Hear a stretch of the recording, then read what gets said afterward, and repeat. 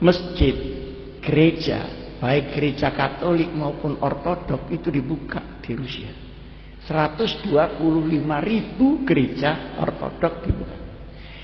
78.000 masjid dibuka kembali. Nah, di tengah-tengah kota Moskow itu ada 60 hektar tanah yang diberikan untuk Islamic Center dari Rusia. 60 hektar di tengah kota Moskow.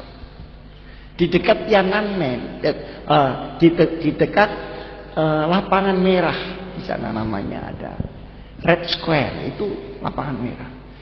Jadi wa makaru wa makarallah wallahu khairul makirin.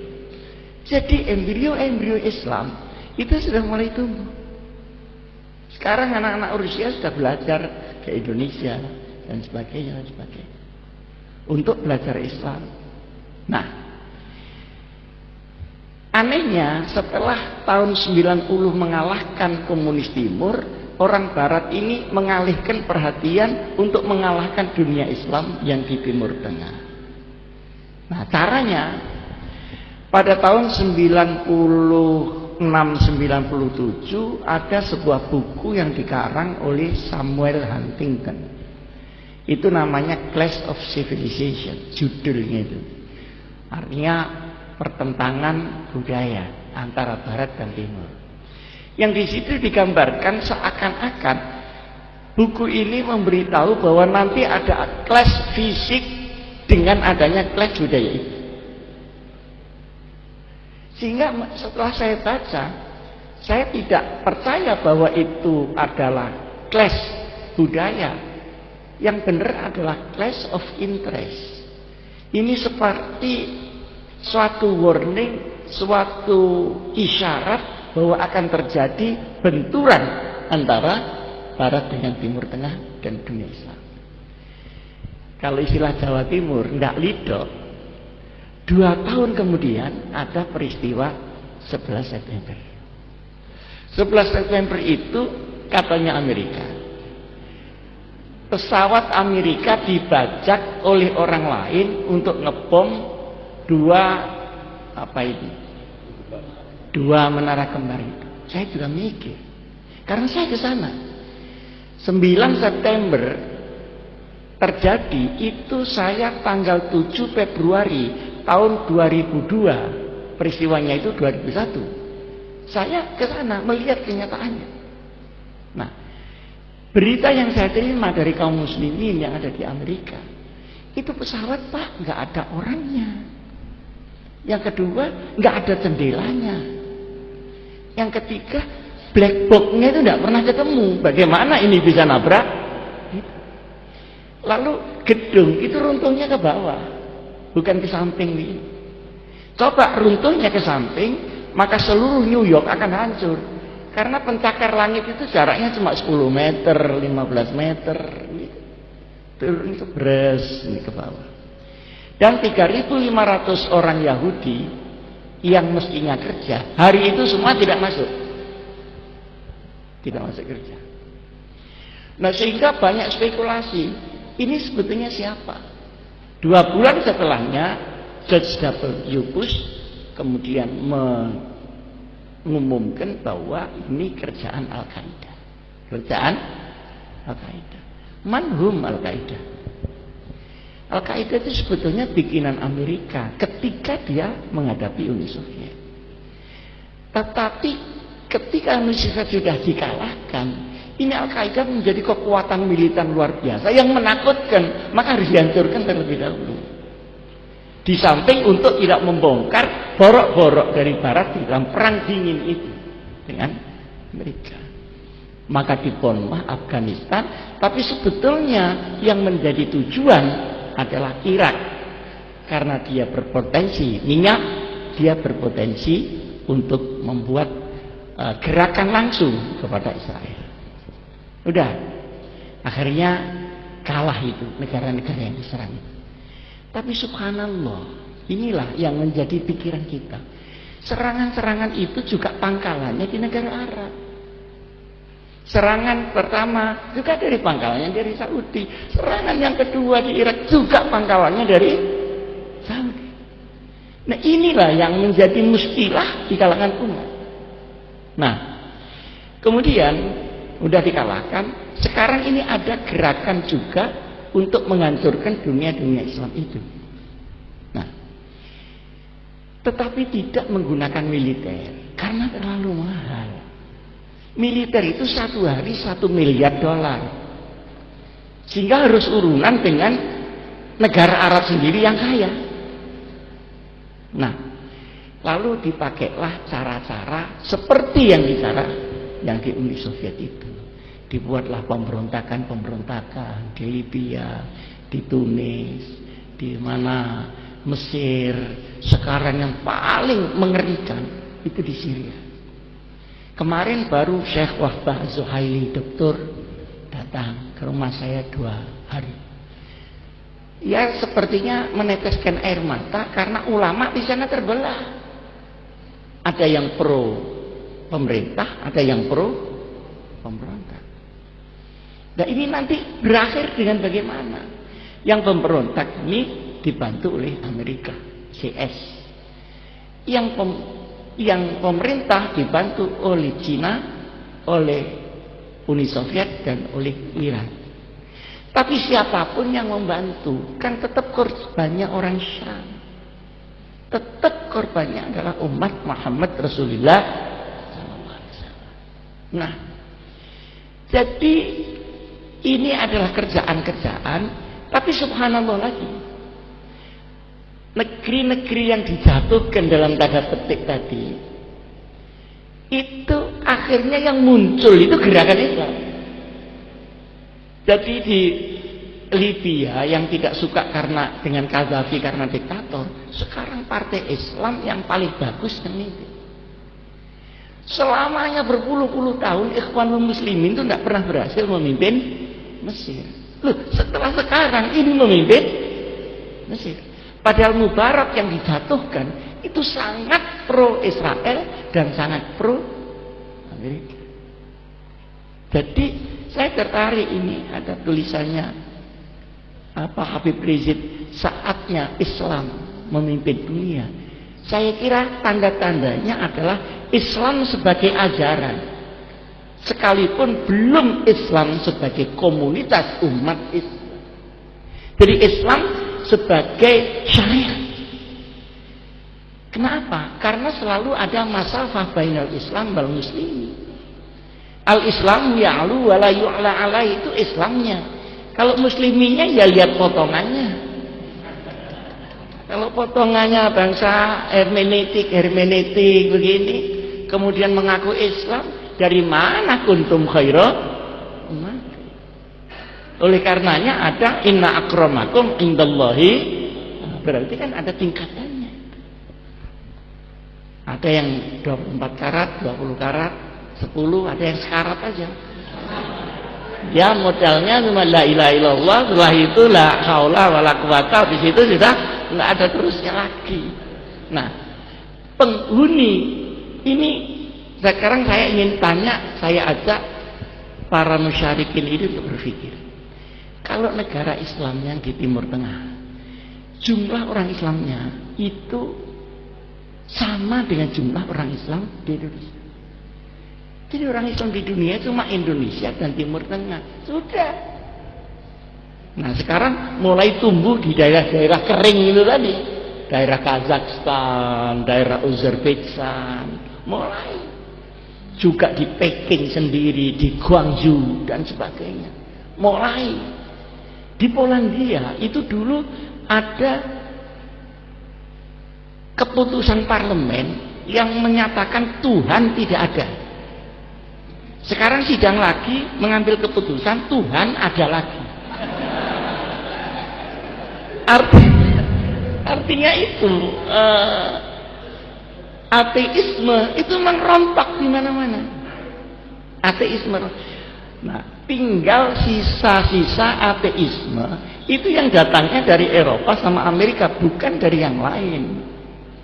Nah, ateisme itu bentuknya banyak. Ada bentuk yang tadi disebut liberal. Liberal itu kafir yang belum jadi. Gampangannya begitu. Jadi saya itu kalau ngecek sama teman-teman liberal, sampean itu kasihan. Sampean itu di Indonesia dibilang setengah kafir, tapi kalau pergi ke Amerika dianggap kurang kafirnya sampean.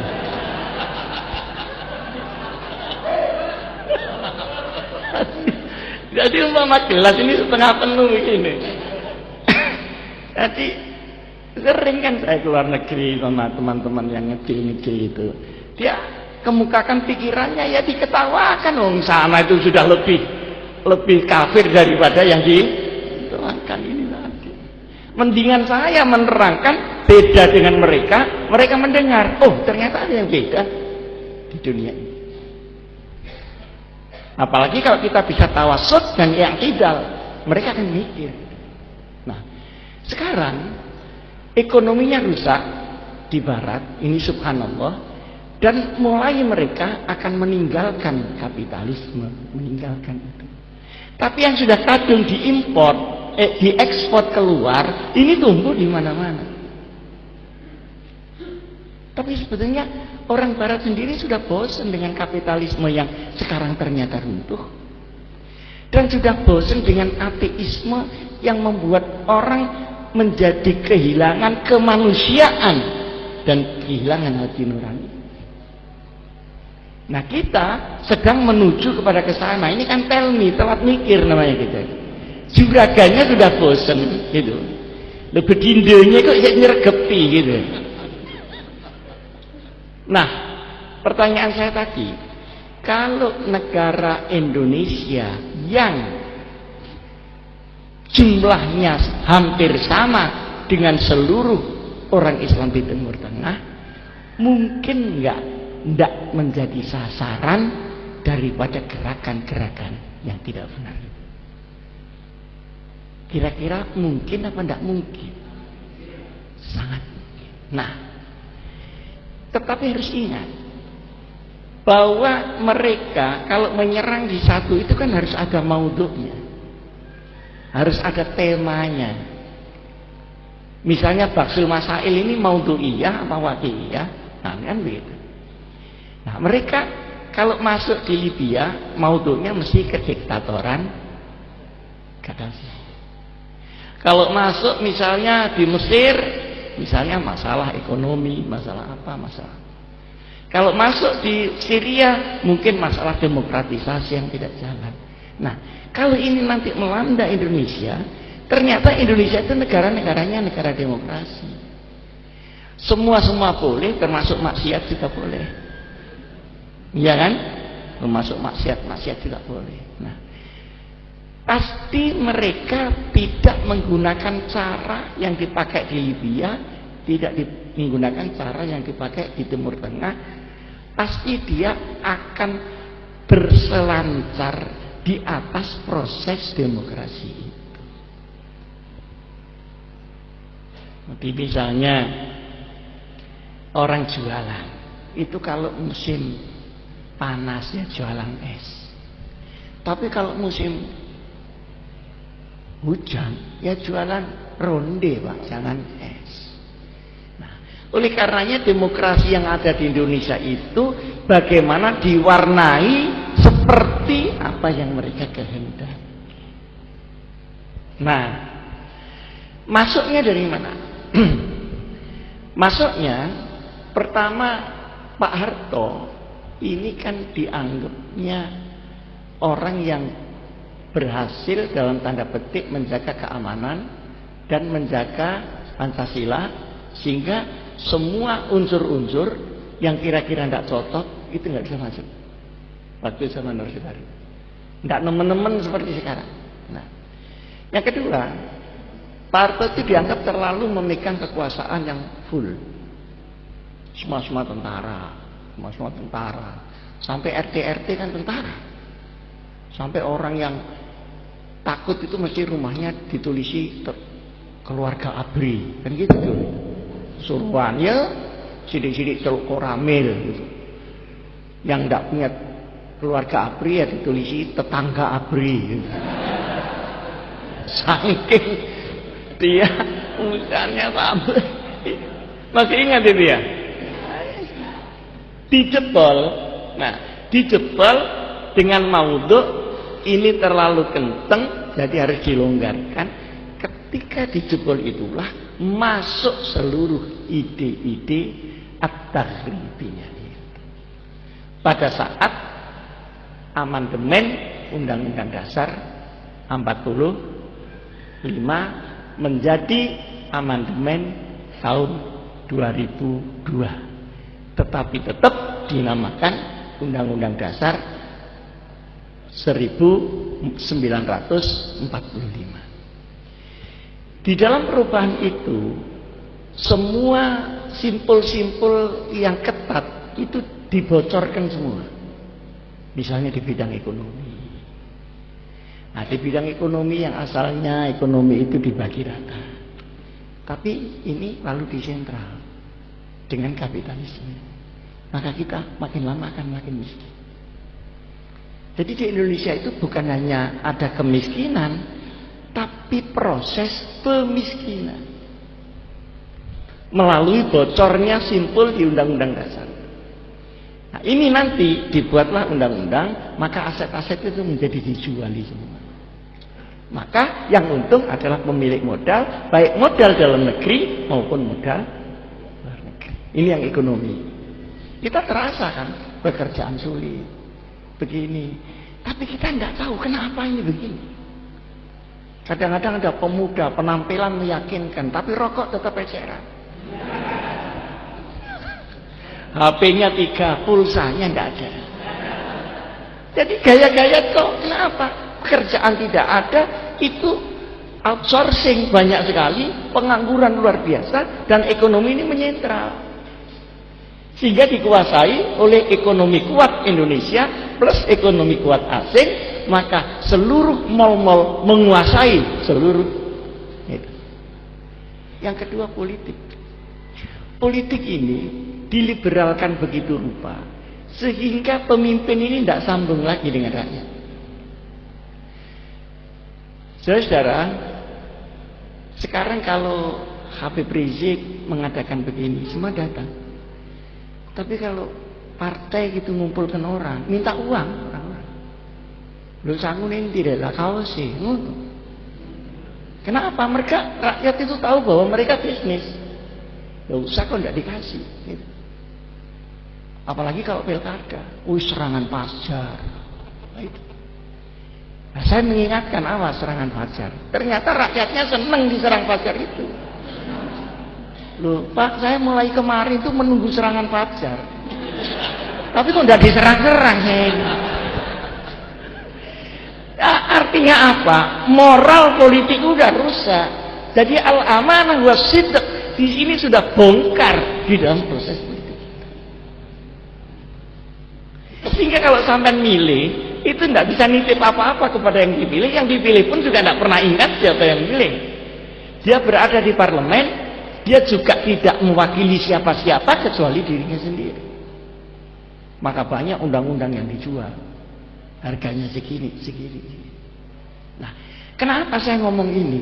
Karena ini tempat aturan perundangan yang progres itu adalah tempat untuk berlindungnya umat ini semua. Nah, kalau undang-undang sini jebol setiap hari, kita ini kan seperti menahan banjir tapi dihilir. Sementara hulunya terus ngirim banjir. Nah, sekarang di bidang pendidikan. Nah, pendidikan itu pendidikan ada tapi akhlak tidak ada. Belum lagi bicara akhlak Islam, akhlak Pancasila aja enggak. Yang ketuhanan yang Maha Esa ganti keuangan yang Maha Kuasa. Terus kemanusiaan menjadi kekejaman, persatuan menjadi disintegrasi, kerakyatan menjadi elitisme, partai politik semuanya menjadi dinasti. Mana mungkin ada keadilan sosial?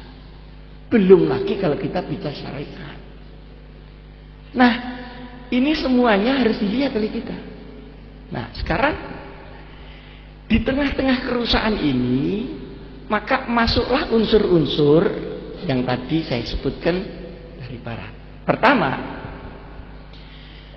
Orang-orang Barat yang ingin menguasai ekonomi Indonesia itu juga punya agen-agennya di sini. Orang-orang Barat yang ingin menguasai politik Indonesia juga ada agennya. Orang-orang yang ingin menguasai cara berpikir orang itu juga ada agennya di sini. Orang-orang yang pelan-pelan membuat supaya Indonesia itu disintegrasi, lalu bagaimana supaya Irian Barat itu lepas, itu juga ada zombie-zombinya di sini yang mengkondisikan. Nah, sekarang kita mendirikan Front Pembela Islam. Diam-diam tanpa dipublikasikan. Organisasi Indonesia yang paling populer di seluruh dunia adalah Front Pembela Islam. Nah, kenapa? Karena sering Allahu Akbarnya itu. Jadi saya kalau di Amerika yang dipersoalkan itu meskipun FPI kok begini begitu. Saya di Eropa itu bagaimana sesungguhnya FPI itu anu gitu dideketing si di GKI itu yang diomongkan. Lalu saya ke Australia FPI lagi itu bagaimana FPI kok dibiarkan saja begitu sama negara ini. Ya saya jawabi saja begitu. Dia tidak tahu kalau saya termasuk wa ala alihi wa sahbihi. Saya jawab ya. Pelan-pelan itu saya jawab. Nah, jadi nggak ada orang luar negeri nyebut misalnya partai. Kalau NU itu ya disebut karena saya datang. Tapi kalau saya tidak datang ya nggak disebut. Nah kalau FPI tidak ada Habib Rizik itu disebut terus. Itu. Nah, artinya apa? Basis daripada agama yang akidah syariah ini juga dianggap FPI sebagai benteng yang terakhir. Dia pingin sekali ini jebol. Oleh karenanya sekarang kita harus juga berpikir, selain kita menegakkan kebenaran, bagaimana cara kita menegakkan itu. Bahwa nas-nas di dalam Quran dan hadis sudah jelas. Kita berkewajiban untuk melaksanakannya. Dan ketika itu untuk diri kita sendiri, tidak problem, tinggal kekuatan kita melaksanakan beberapa. Tetapi kalau ini kemudian kita harus perjuangkan keluar, maka kondisi lapangan ini harus diketahui. Kalau tidak diketahui, akhirnya ngenakan mereka. Saya kan sudah beritahu. Kenapa saya ini selalu memberitahu, Mas, saudara-saudaraku kaum muslimin, jangan melakukan terorisme, baik secara terbuka maupun tertutup. Saya selalu bilang, kenapa? Menguntungkan mereka, Pak. Kalau tidak ada teror, mereka bikin itu supaya kegelisahan di antara umat Islam itu terjadi. Dan di sini ada yang menjual, Pak. Maka jangan lakukan kesalahan di mana kesalahan itu menjadi alat pukul mereka untuk memukul umat Muhammad Rasulullah SAW. Begitu. Saya waktu ke Sampang, kita nggak suka sama Syiah, sudah terang lah kenapa. Memang Syiah seperti itu. Mungkin orang-orang ahli sunnah yang cocok makmud ahnya saja. Sekalipun tidak cocok, diem-diem juga ada peminat-peminat. Ya, tapi lain-lain nggak suka lah mengenai masalah imamah, masalah ahlul bait dan sebagainya, beda. Loh, tapi jangan melakukan hal yang kira-kira itu melanggar hukum sehingga orang-orang sombe-sombe tadi teriak-teriak dan melaporkan ke luar negeri untuk dipukul kembali negara Indonesia. Jadi kalau saya teriak-teriak itu bukan saya membantu Amerika, Pak. Saya tidak ingin bahwa Islam melakukan sesuatu gol bunuh diri.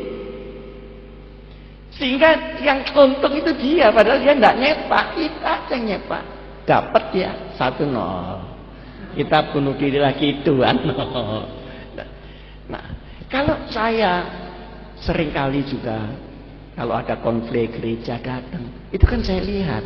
Ini soal agama, apa soal politik yang diagamakan, apa soal ekonomi yang diagamakan, apa soal kepentingan di belakang itu ada, itu diteliti.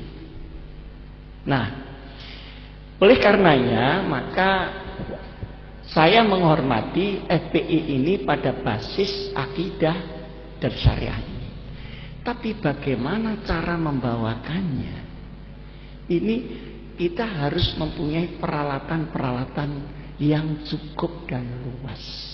Misalnya, misal saja, ini usul bukan menggurui ya. Di FPI ada tim atau badan yang mengkaji kondisi nasional. Karena begini Pak, mereka orang-orang dari barat itu selain punya zombie, mereka kerjaannya dibagi rapi Pak. Mana yang akan menggunakan HAM, mana yang akan menyerang Islam, mana yang akan menyerang pemerintah, itu masing-masing rapi. Dan itu saling dipakai. Mana nanti kalau ada kesalahan orang Islam, dia yang mengekspos dan sebagainya. Kalau ada kesalahan orang barat, dia yang siapa yang bagian nutupi. Satrul aurah lah. Itu diatur secara rapi. Nah, ini juga melibatkan kelompok agama. Cuma saya tidak mau menyebut kelompok agama mana. Kelompok agama yang mengkondisikan ruwetnya Indonesia ini. Nah, oleh karenanya perlu ada kajian. Nah, kajian ini tidak usah diekspos. Kajian ini untuk mengkaji bagaimana pengaruh barat di sini, apa saja kerjaan LSM itu dan sebagainya dan sebagainya.